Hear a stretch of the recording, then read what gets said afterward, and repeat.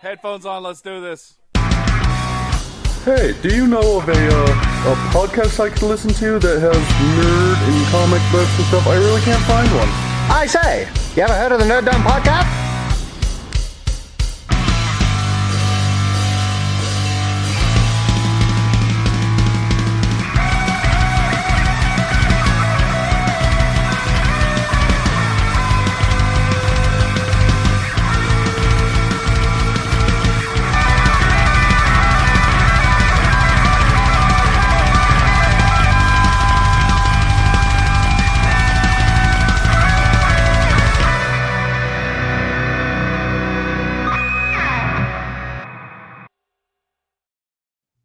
Welcome, everybody, to the Nerd Dome podcast for September 10th, 2024. This is episode 268.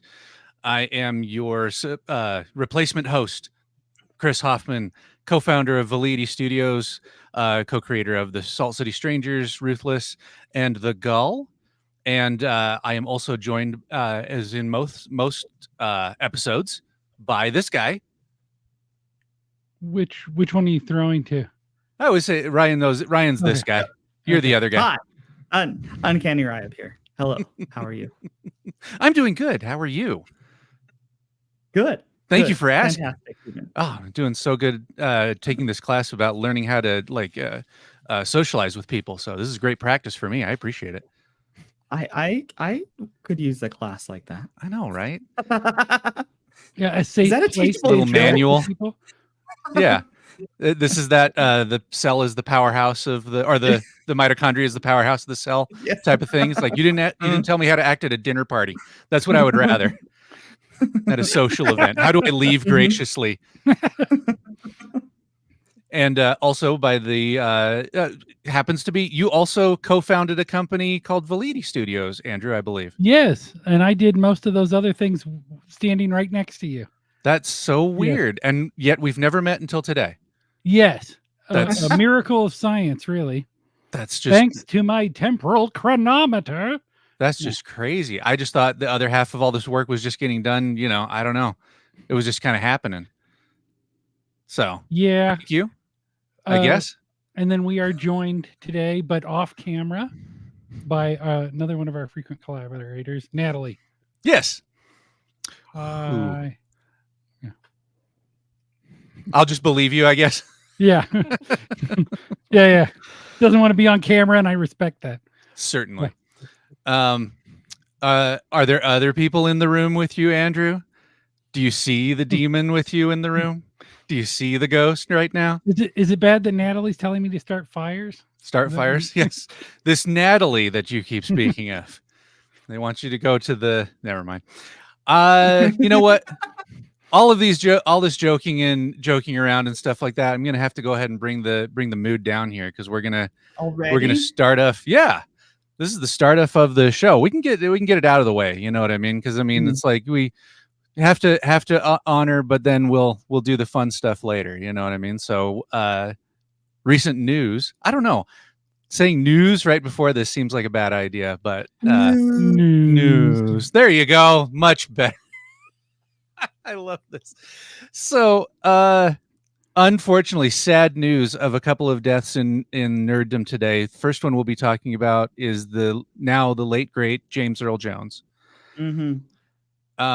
And where do you even start with all of his accolades in nerd things? Right, the voice of Darth Vader, original voice of Darth Vader, the Mufasa in the original animated Lion King, Thulsa Doom in Conan, great role.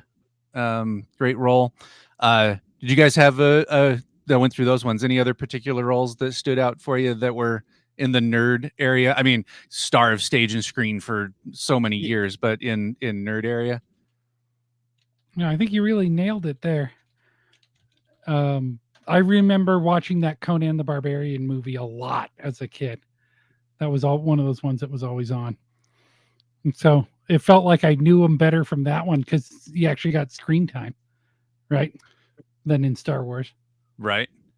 Isn't that the trivia from Star Wars is that he's only in like, if you take all of his parts together, he's in like 4 or 5 minutes of the film, something like that. Like his voice itself, like Darth Vader is on screen more. So this is a tangentially related James Earl Jones story, but back in the day, I worked at a comic book store here in Utah called Comics Utah, and they had a so this would have been the early 90s, and they had a store downtown in Salt Lake City, and they booked David Prowse as a guest to come and do some autographs there. David Prowse is the guy who was actually in the Darth Vader costume in the original Star Wars, right? And so, and he actually, I mean, guy had a complex about it too. Like his autograph, if you ever see his autograph on things, it says David Prowse is Darth Vader on his signatures. Actually, was uninvited to a whole bunch of Star Wars conventions because they didn't like him dealing with the way he dealt with the fans and such. Was also kind of famously told that he was going to be the voice of Darth Vader, and then when he went to go see it, he wasn't. So anyway, people at the comic book store advertised it as Darth Vader showing up, and there was a line of people there to meet James Earl Jones. And I'm sure David Prowse was thrilled. What's the deal? It was like, I mean, you could feel a little bit for him, you know what I mean? Of like, oh man, I saw this. If this happens to you everywhere you go, that is very sad, and I could see it taking a toll on your mental health for sure. Mm-hmm. So yeah, sadly that Is in the Sandlot? Yeah, Yeah. he was. There's a very famous episode of Big Bang Theory. Yeah. I don't love that show, but I love that episode. I don't either, but that episode is pretty funny. Yeah. And also a set of Star Wars trivia from there. Like one of the first times that James Earl Jones and Carrie Fisher actually met in person, because he's all of a voice actor, you know what I mean? Like he came in, I'm guessing he was in the studio for like maybe like 2 hours. You know what I mean? Like, it wasn't like he was 30 minutes. He was like, find the plans. I'm out. You know what I mean? To be such a beloved character. Mm-hmm. I don't think he was probably in this like studio at all. I think because every time you see clips of him recording lines, he's just in a sound room, like a sound stage. Like he's not anywhere. Yeah. I think he said that before, where he was like so astonished, and especially back in the day, you know what I mean? Like he recorded that half hour's worth of work and probably forgot about Star Wars, you know what I mean? Yeah. For like the 1.5 2 years or whatever that it took to get done. And then to have it come out and be such a huge hit. That's pretty awesome, but sad. Sad. And then, so, hey, if you haven't had enough sad news for this, we'll get through this. We'll do one. We got one more here. But the other sad news is that John Cassidy, the artist for Planetary and Astonishing X-Men and I Am Legion, also passed away. Boy, it was today, right? Like at the time of the recording here, September 10th, or was it yesterday? Okay. Yesterday, yeah. Yeah, for from what I understand, a massive heart attack. Born in 1971, he was a self-taught artist, went to film school, and then was like a television news director in Texas for about 5 years. Was a construction worker and would work at night on his portfolio. And he brought his portfolio to Comic-Con in 1997, and then after that started getting calls from editors. That's really cool. Right? Yeah, like did it the first old way. time I remember seeing him, he did Union Jack for Marvel. Okay. Yeah, that was a lot of fun. Baroness blood in that one. Right on. Yeah. I used to read all the vampire comics. Yeah. John Cassidy is a singular talent.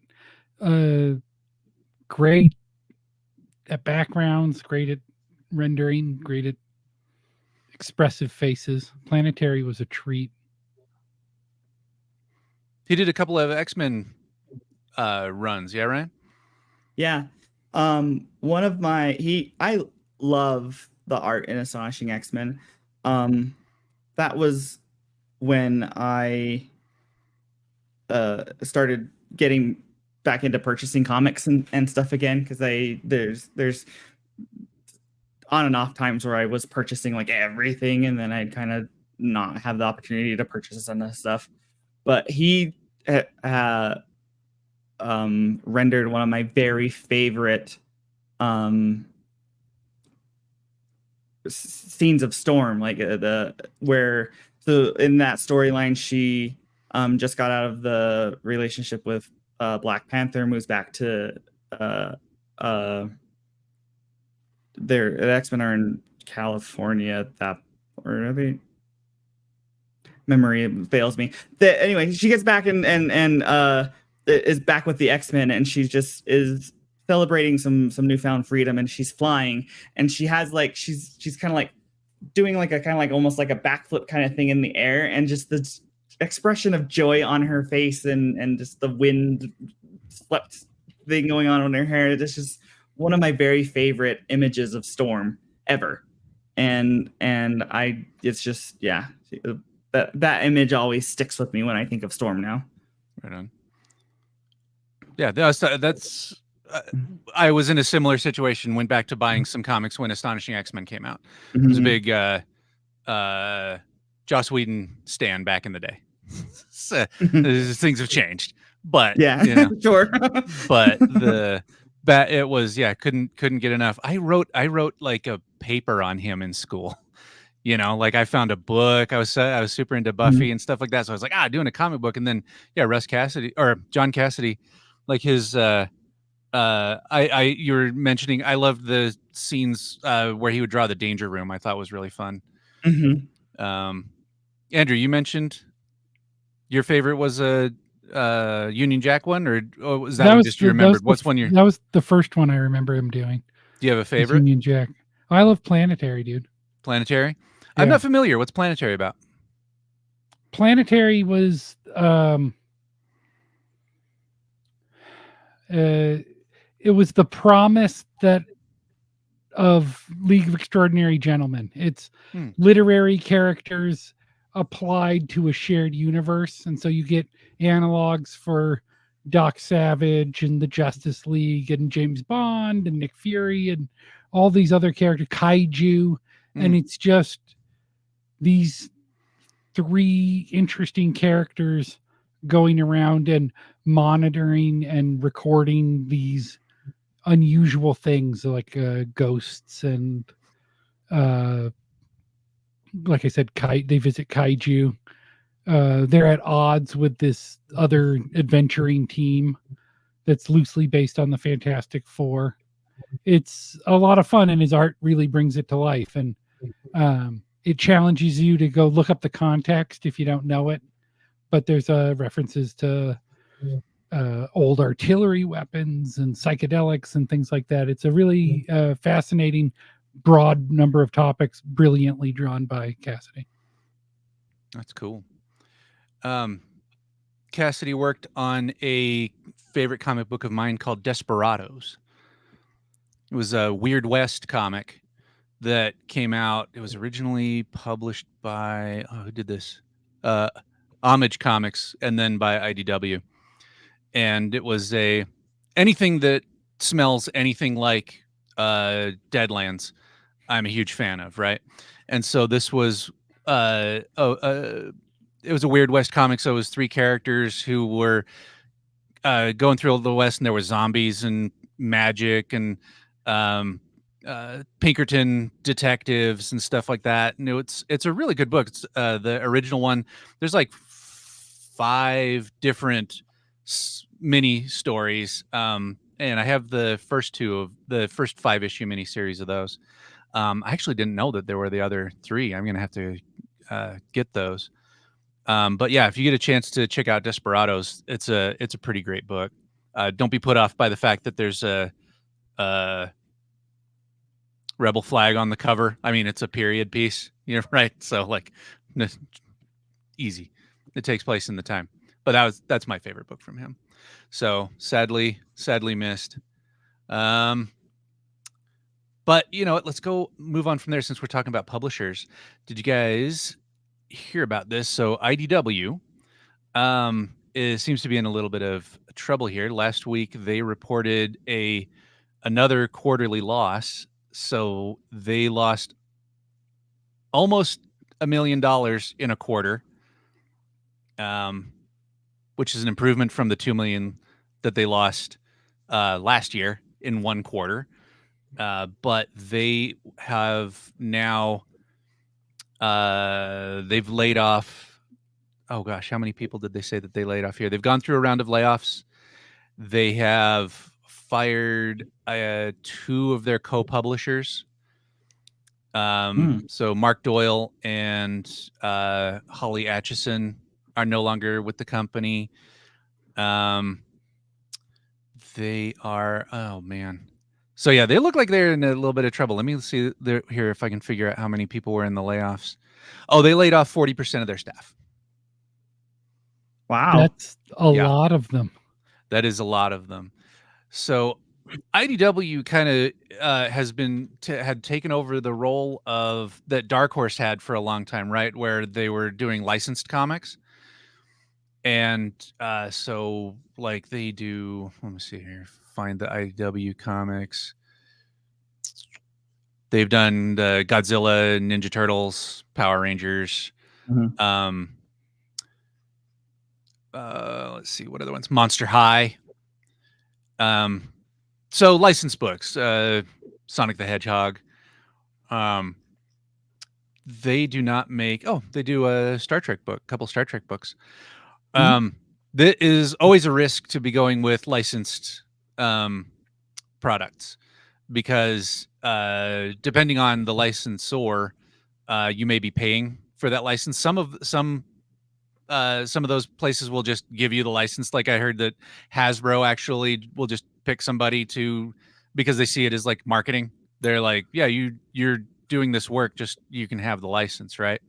But some of these places like Godzilla, they're not going to let you draw anything if they're not taking 80% of the money on that one, right? So, what IDW title are you going to miss the most when they go out of business, I guess? Or where would you like to see? Ryan, you're a big Power Rangers fan. What publisher where would you like to see the Power Rangers land? Well, so the Power Ranger series that I love the most is the one that's been done by Boom Studios. Oh, okay. So, and they just recently stopped their run. I guess there really isn't Power Rangers going on right now, I don't think. But the Ninja Turtles one that IDW has been doing has been fantastic. They just finished the run that was going on for a really long time and just barely started a new run. So that would be really sad to I haven't started the newest run. The new story that they've started a brand new series, but the success and fantastic of the ness of the old one, and to see there be no more Ninja Turtle comics out by some publisher would be sad. Right. It was every time that this happened to Dark Horse, they would pull one out, right? Like they would sit there and they would lose their entire slate. It's like playing Magic the Gathering. Someone would play a board wipe, and then they would hang on to one thing and then build back from that. And so they lost the Star Wars license, but they picked up something else. And so, I never want to root for anyone to fail. You know what I mean? Sure hope that one of these picks up and becomes a big moneymaker for them. But we'll have to see in the coming weeks how much, how they can bounce back from that. That's a lot of money, which is funny to think about. You know what I mean? Because I don't know how little money to think about that comic book companies make, right? Like actual publishers, like actual like paper and staple publishers need to be making to be able to lose that much money and still bounce back from it. That's going to be rough, but yeah, we'll see if they can do it. Good luck to them. They do. They do Lock and Key too. That's a really good series. They made a Netflix series out of that. Maybe that's the thing, is maybe there is some sort of thing that's coming back from like next Netflix series or something like that. You've got a little bit of like license money like that's hanging around, that's keeping things going. Maybe this will be one of those things where Netflix decides, well, if we just buy this place, we'll just own. That's the problem with all of your stuff is licensed though, right? Like there's no IP that where someone could look at this and be like, oh, we'll just buy them, and then we just own these 5 things that will turn into TV shows, right? Like Netflix could make a publishing arm and be like, well, we're just gonna, or do something similar that they did. What I ask this every time, was it Mark Millar that they? Yes. Okay. And so something to that effect, where they just pick up those licenses, or they just pick up those IPs and then they just own them. And then, whoever wants to make the comics start licensing those out. Oh no. Coming weeks will tell, and you'll know if you sit here listening to the Nerd Dome podcast. All the news stories here are like super bummers. I'm going to need something happy here when we get to reviews, guys. Because the other one here is the Comic Book Legal Defense Fund, which, if you're not familiar, the Comic Book Legal Defense Fund it's a legal defense fund. So if a small creator or a law is passed about a comic book, these guys will step in and help pay for legal fees. If you look into a lot of old comic books, you'll see ads in the back of it that say the Comic Book Legal Defense Fund. You can become a member. You still can, as just a fan or as a creator. As a publisher, you can become a member of the Legal Defense Fund, and just they'll use that money for legal defense. Like there was a guy who made a parody comic about on the cover it used a parody of the Starbucks logo, and he got sued by Starbucks, and and it was just an indie creator, right? Like he doesn't have any money, so these guys stepped in and helped with his legal fund there, right? Most recently in 2022, they challenged a Virginia law that the graphic novel Genderqueer had been declared obscene, and they were successful in that, helping a judge find that the obscenity law itself was unconstitutional. But legal issues are also quite expensive, and the Legal Defense Fund, most of its donations would come in through comic book conventions. So they'll have a table, and then publishers and fans and creators alike will come over and basically a tip jar, right, to hand out some money for these guys. And since COVID, they have been having a bit of trouble fundraising. So if you get a chance, what about the Legal Defense Fund? They own the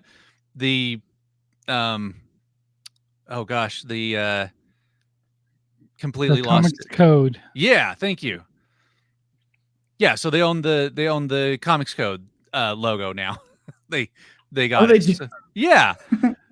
Yeah, so they put it on T-shirts and mugs and everything. So if you want to, that's another way to support the Legal Defense Fund, is you can buy merch from their website here. But yeah, memberships, donations, merchandise sales, all that sort of stuff. It's a great program. I think next time we do a print of comics, we should reach out to these guys and see if there's a page that because I remember that Frank Miller used to do ads for the Legal Defense Fund that would show up in the back of comics, and so see if we can print. Can we do an ad to put in our comics? Yeah, exactly. Yeah. In-house it. Exactly. And so, yeah, that's the legal. So if you're interested in that, go ahead and give them support here. So let's lighten the mood here. So we have, I believe, Ryan, that you had a movie review for us. I do. I went and saw Beetlejuice. Don't say the name. I was going to say. But, say it 3 times, then you can interview him here. Right. Yeah. Yes. It was fun.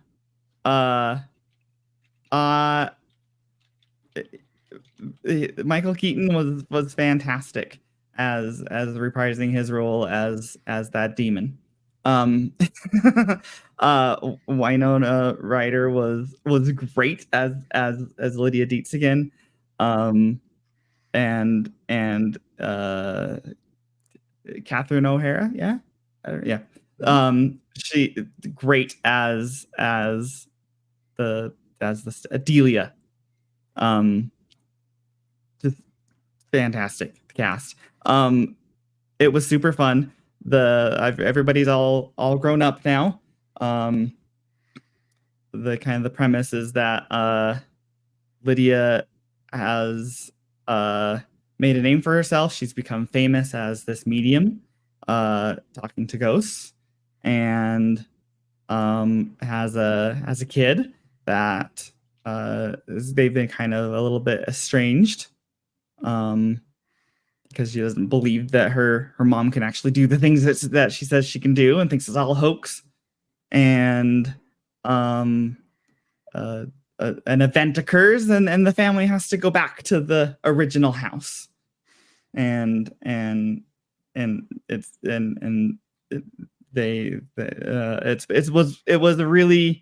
was really fun to very nostalgic, but wasn't like how some of the, like, Star Wars in particular has been doing a ton of do the lines verbatim and do all of this stuff that's just play the notes exactly as they were before. This was very nostalgic, but it was also pretty original, I felt. It was really good at being a sequel that was pretty new. I mean, it was still very Beetlejuice, still very much followed its own rules and its own mythos, and the jokes were really good. It was funny. The audience was laughing a lot. Yeah, it was a good time. It's very much a Beetlejuice movie. My mom would have hated it. She did not like the original one. I loved it as a kid. Loved the cartoon as a kid. I've read snippets of things about maybe they're gonna do another cartoon, which makes me very excited. Because that cartoon was very important to me as a kid too. Yeah, we talk about this before, that there's like for Beetlejuice and for like the Ghostbusters, there's way more cartoon content than there ever was of the movies, right? And so I'm surprised that they never go and at least look at it. You know what I mean? Like, there's I love the Beetlejuice cartoon as well, and but they even a wink or a nod, you know what I mean? Like, hey, we know you're out there, you know what I mean? Something that they could move into it if you want. Actually, there were a set of Beetlejuice comic books that were based on the cartoon. Yeah, they came out from Harvey Comics, so the original publisher of like Casper and stuff like that. And 1991, so to coincide with the cartoon itself. But there was only one issue of the first series, and then they did like another special. They did a holiday special, and then they tried to turn it into like an ongoing where like he solved crimes, like he was a cop, kind of like a ghost cop. Yeah, so it's like weird. Those were all in 1992, and that's about it for Beetlejuice and comics. There's 5 issues. So if you're a fan and you're like a completionist, not that hard to get, and you can get that. They've got one. Like, we're not sponsored by mycomicshop.com, but we wouldn't mind, you know what I mean? Like, go ahead. But $35 will get you an issue of number 1 in a 4.5. Or $60 would get you one in a 6.5 in a that would be a newsstand, or you could get the direct edition in a 6.5. $60 for a one issue number 1, first appearance of a character comic. That's not a bad idea. The cartoon is available on Tubi, I'm told. Oh, if you want to watch it. Right on. I don't know how it would stand up, as I have not even attempted to watch any episodes as an adult, but So I kind of want to give it a try and see how it holds up. If it's Certainly check it out. Gargoyles, fantastic still to watch as an adult. For sure. Yeah. The Jenna Ortega, fantastic. Like in her, she is Lydia's daughter. Fantastic. Willem Dafoe plays an original character and hams it up. He is really just the over the top character, really funny. Yeah, it was all really good, really well done. The music is fantastic. The Danny Elfman does the score again, and yeah, really good. Right on. I was going to ask you that if it was his music again, so that's cool. Yeah. Nice. It is nice to hear that it's not just member berries. That it's not just, hey, you remember this, and you remember this, and you remember this. So interesting. If you're not interested, don't look this up. But it is funny now that it's like that. There's a headline on this news website that says Beetlejuice fans learned the dark reason Jeffrey Jones didn't return as the dad in the sequel because he's around. You don't want him anywhere near anything. Yeah, the character is there. That's what I heard. But the actor is not. Correct. And it's really funny. I was also the original two ghosts. What were their characters? Adam and Barbara. Oh yeah. Gina Davis and Alec Baldwin. One of the Baldwin. Oh yeah. Thanks. They are not in there, and I was like really hoping for a cameo or something. They do reference them and kind of explain, but they are not in there, and I was very disappointed because I love Gina Davis. She's pretty great. But so just if you were like me and just sitting there in anticipation wanting to see them, that is not there. Sort of an inoculation for the anti-spoiler there. Yeah. So it's like, don't expect it. It's not coming. It's not going to happen. Yeah. Yeah. Nice. Understandable. And I'm glad that they just kind of dealt with it and then just moved on. That's fine. If you ignore it, that's more annoying. If you're just like, well, we're just not going to deal with this and just nothing there. So cool. The next one that I had a quick movie review here, I got to see. I watched Long Legs, horror movie. Yes, tell me more. I liked it, and it is so I'm sitting there watching it, and I love the way that it's shot.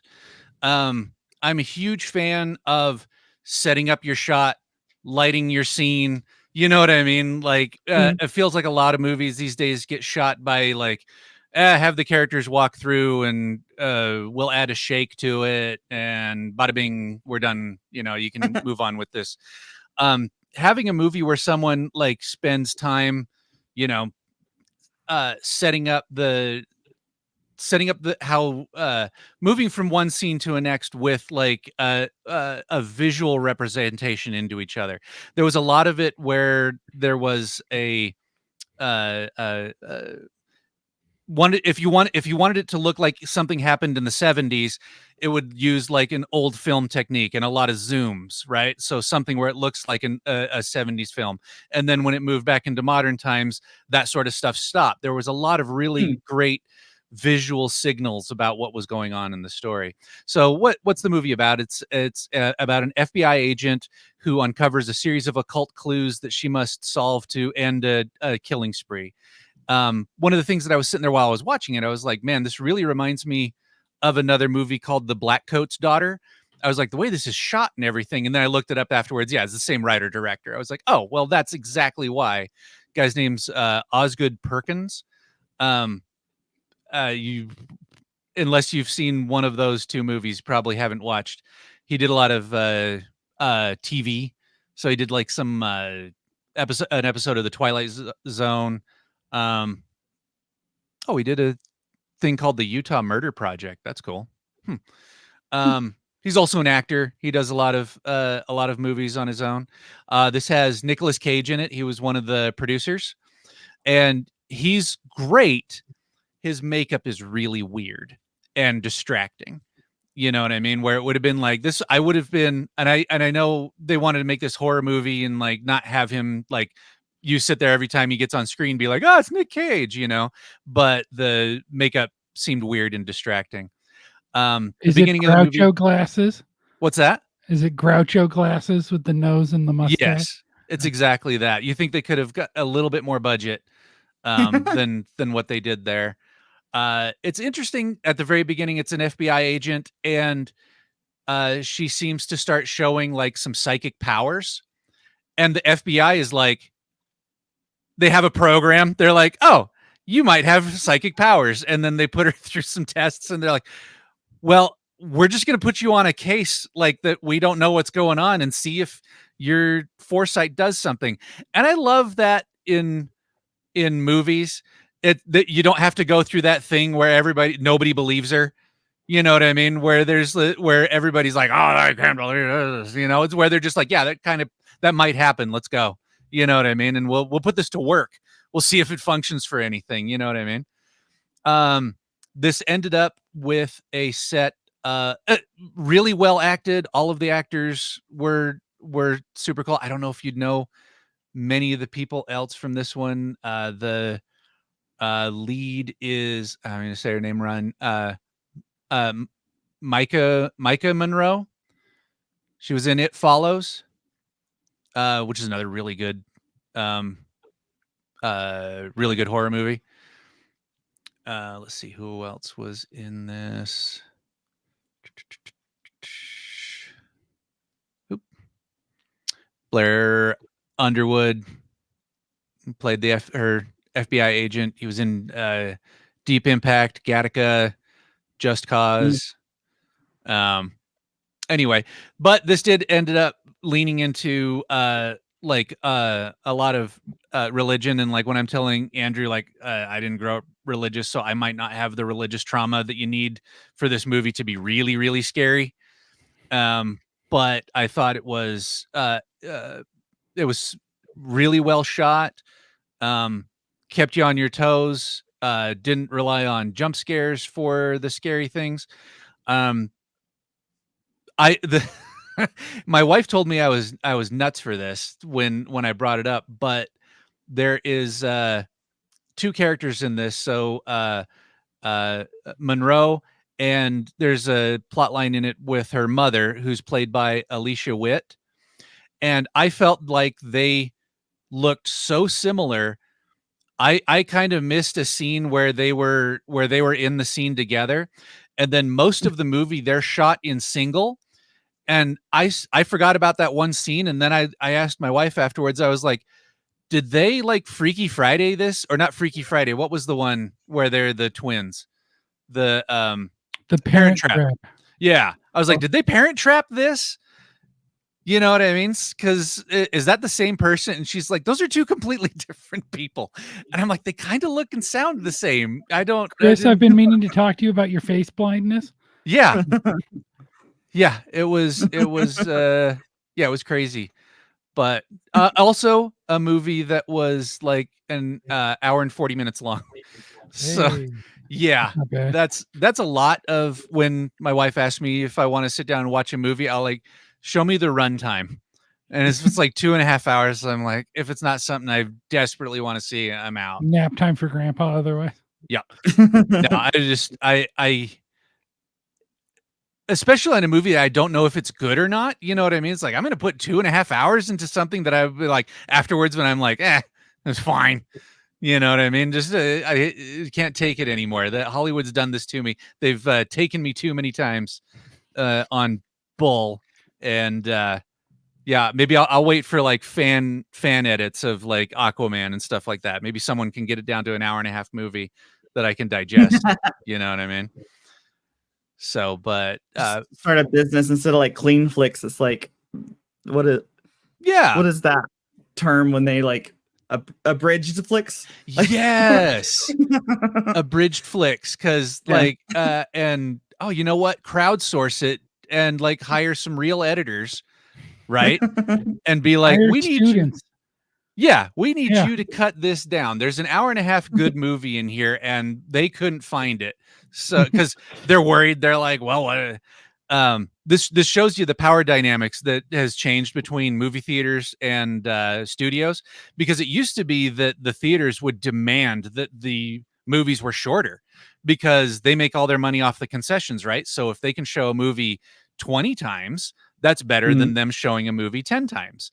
And now it is just the studios that own everything, right? Like they just tell the theaters they're lucky to be able to be part of the process still. They're like, we'll just release this straight to streaming and cut you out of the thing altogether. So, because I remember that was the big deal when Titanic came out, that the long runtime was a big problem for theaters. And for big sodas. And for big sodas. And unashamed that I loved that movie, and I think I saw it 3 times in the theater. A little ashamed now. What else have you seen 3 times in the theater, Chris? What else have I seen 3 times in the theater? Most of the Star Wars movies, including the Disney ones, because I went with a whole bunch of different people. I think I saw ID4 3 times in the same day when it came out, because it was 3 different sets of friends. I went and saw it like opening. Another friend said, hey, I wanted to see that today. And then there was a couple other friends later that were like, we were going to go see that tonight. So I was like, okay, I guess I'm seeing this 3 times in a day. But yeah, not a ton. How many movies have I walked out of? 2. Oh. 2 movies I've ever walked out of. One was, and I think Ryan's gonna be mad about this one, is The Fifth Element. What? I think I remember you liking that movie. I went and saw that Chris movie. has lots of hot takes. Yeah. Yeah, we went because like the hype for that movie when it came out was like a Star Wars for a new generation. We were like, yeah, that sounds great. And so it is not that. I know. So if you go in thinking that, your expectations are a little weird. Also, both times that I ever left the theater for a movie is because my ride left. I would have stayed to check it out, but my ride was so done with it. The opera scene came on and he was like, like threw his popcorn on the floor, and I was like, oh, I guess we're out. And the other one was oh gosh, what was it called? It was a horror movie with Eddie Furlong in it. Oh gosh, what was the name of this movie? Terminator 2. No, it was it was a weird horror movie that actually the premise is super cool, because it was like a video game, like an immersive video game. The Brain Scan. Yeah. Brain Scan actually has a 6 for a horror movie. So, that's like an 8 for like regular movies. Mm-hmm. But it was about a video game that you're playing, and it starts making you like kill people. Like there's like a genie video guy. Games. Yeah, but I mean, like in real life, like what happens is like it's like this hypnotic. Spoiler alert for a 30-year-old movie, right? But it's like this hypnotic game where he's playing it. And he's like, and it's like, we're using your brain to like make the map and stuff like that. And so like when you're playing the video game, you take on this role of like a murderer and kill your neighbor. And then when he wakes up in the morning, like, that was crazy. And then he opens up his freezer, and like his neighbor's foot is in his freezer. And he's like, oh my God, the game is real, and then the whole movie, you don't know what's reality or whatever. Spoiler alert, it was the game. But my girlfriend at the time's friend was like, the freezer opened up with the foot in there, and she was like, oh, and left. And so I was like, well, that's my ride. Bye, everybody. Yeah. You guys ever left a movie?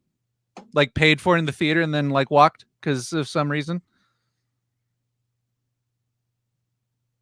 No, I don't think I have. The closest I'm too frugal.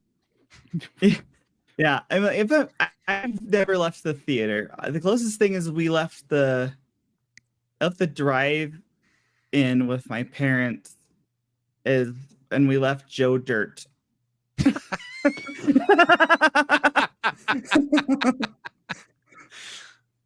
Was it when he had the rocket on his back?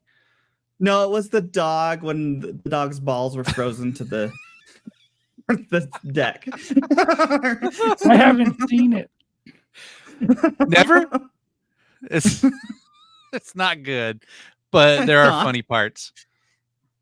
Yeah, it's David Spade. There's funny parts. But that's pretty great. Ever go to a movie that was something like like something that stands out that was super different? You thought you were seeing something else? I saw the what is it? Island of Dr. Moreau. The one with Val Kilmer and Marlon Brando and David Thewlis, and I saw that in the theaters. It was one of the first movies I saw. Like my friends we went to see a movie, and that was the one we picked. And so the ads made it seem really cool, and then it's a very strange movie. Yeah, it's hard to recommend, but there's a fascinating documentary about the insanity behind making it that I can recommend.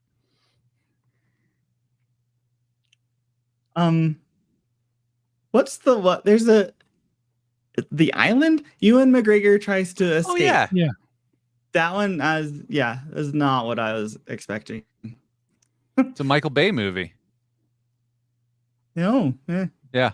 They use a scene from that one in Transformers. Like there's a car crash scene from the island that they just lifted straight from. They CGI'd a couple different things and they just plopped it into Transformers. Yeah, saving money on VFX. It's not a bad. The premise is not bad. Like Michael Bay probably shouldn't have been the person in charge of that one, but the premise is pretty cool. Of the island, I liked that one. But like the premise, the movie's not good. But no, I think there was a couple that stuck out. So someone took me to go see Pitch Black, and I didn't know what that was about beforehand, and absolutely loved that one. But I also this was a long time ago. Same girlfriend that I had to walk out of Brain Scan with took me to Schindler's List without telling me what it was about. Oh no. You didn't know what it was about? No. Yeah. So think back to the marketing that was going on. Like, did you see trailers for Schindler's List out in places? Yeah. It was, I don't feel like it had like the marketing blitz or anything. Also, they showed it to our high schools and stuff. Yeah. While it was still in theaters and things like that. It was, we got a little more of that, attention than you guys did, I guess. Yes. And your best person in the world award is in the mail. It's every good thing always happened to Andrew. Oh. But yeah, I had no idea. And so, yeah, think about that going, hey, we're going to go see the movies tonight. What's this one? I don't know. Why is it in black and white? Oh no. What's going on here? Yeah. Yeah, great moving movie. Not what I was expecting to watch that evening. But did your friend sneak you into Saving Private Ryan too? Tell you it was the Pokemon first movie? No. Yeah, any comic books you guys read for the week? I feel ashamed. No.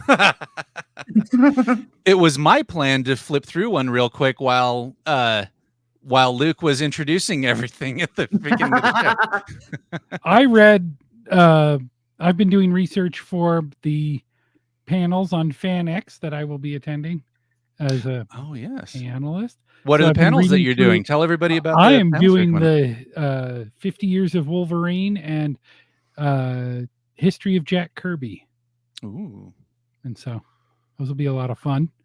I've been reading a lot about Jack Kirby and Wolverine.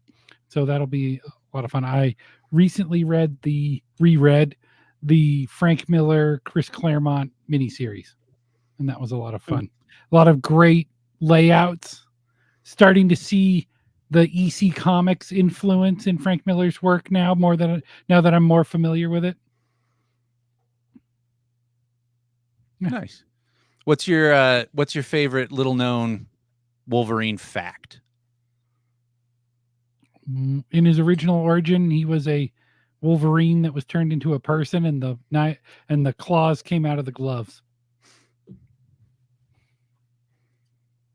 Kind of like how Spider-Woman's in her original appearance. She was a spider turned into a person. Mm-hmm. I think they more animal based superheroes and villains should go back to that. Yeah, like Spider-Ham being a spider that was bitten by a radioactive pig. Yeah. Yeah, mainstream stuff. I thought it was a spider that was turned into a pig. Yeah, he was bitten by a radioactive pig and turned into one. Yeah, it was Aunt May that bit him. Oh yeah. Oh yeah. Right on. Yeah. Okay. Nice. Okay. Yeah. Then I think that's it for the episode. Unless you have anything else this is open forum. This is open mic time. Anybody? We got a couple minutes here. If there's anything that you've been dying to bring up. Yeah, Natalie, you've been practicing your stand-up. Yeah. You ever notice? Yeah. Yes. You ever notice airline food? Yeah. You ever notice Oprah What's the Winfrey deal? eating airline food? Oh God. Start crying and run off the stage. The aristocrats and leave. You'll get him next time. There was I saw a old tape of Dave Chappelle at the Laugh Factory, and he was on the stage, and it was after the whole Michael Richards incident there. And so Dave Chappelle looks back at the thing, and he's like, as a comedian, I was watching him and thinking, man, he's having a rough set.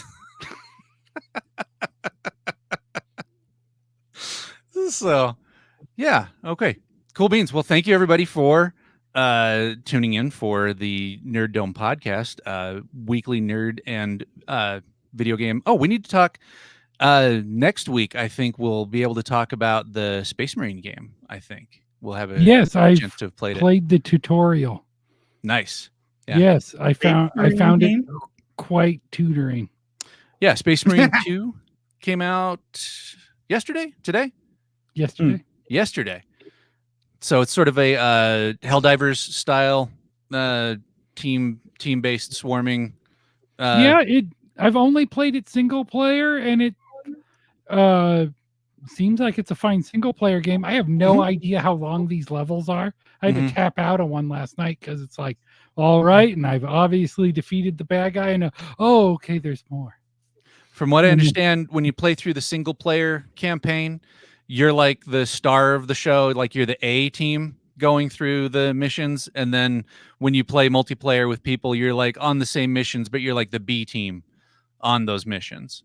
That feels more appropriate. I kept dying as the A team. Yeah, it's interesting, and it seems like the thing that a lot of people who are unhappy with the way that Helldivers, the Helldivers publisher, Sony, has been treating the game. I think a lot of people are going to move over to Space Marine, so excited about that. So we'll have a mini review for that next time. But until then, I will want to let you know that Validity Studios, you can find us on validitystudios.com. You can find us most Monday nights at 7 p.m. Mountain Time, doing live drawing on Whatnot. You can find original art that we have up on our website and on eBay, and you can also find us on TikTok, Facebook, and Instagram. Instagram's usually the best place to find new content. Anything else I forgot? Anything else I missed there, Andrew? Nope. Validity Studios, where you almost want to achieve something. We're doing our best. We're doing our best. Yes, if you're going to be in the Salt Lake area for FanX, I believe it's the 26th, 27th, and 28th. So in 2 weeks from the recording here, we will. Andrew has a couple of panels that he's going to be on, and we also will be around the convention for sure. Might be at a couple of different tables. We're not 100% sure yet. Maybe we'll get that ironed out by the time we record the next show, and then you can come say hi, or tell us to figure out how to end the show better when Luke's not here. Be in the show just fine. I thought wonderful. Oh my god. Andrew, tell us. Blink twice if you're okay. Oh, he's fine. You may now exit the dome. Oh no. Fuck responsibility. I Don't could see forget the to whole time. subscribe. Oh, I could see the whole time. And you're supposed to do fuck responsibility. Oh god damn it. Hail Hydra. I don't know what I'm supposed to say here. Bye.